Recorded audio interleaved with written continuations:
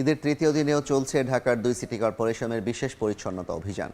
শুক্রবার রাজধানীর কয়েকটা স্থানে বর্জ্য পড়ে থাকতে দেখে প্রধানমন্ত্রী 2 সিটির আঞ্চলিক নির্বাহী কর্মকর্তাকে সাময়িক বরখাস্তের নির্দেশ দেওয়ার পর নড়ে চড়ে বসে সিটি কর্পোরেশন।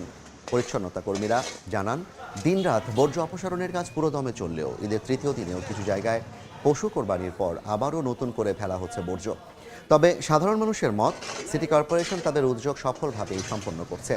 এছাড়া শনিবার সকাল থেকে রাজধানীর অন্যতম দৃষ্টিনন্দন এলাকা হাতিরঝিলের লেক ও আশপাশের এলাকায় পরিষ্কার পরিচ্ছন্নতার কার্যক্রম শুরু করেছে রাজধানী উন্নয়ন কর্তৃপক্ষ রাজুক।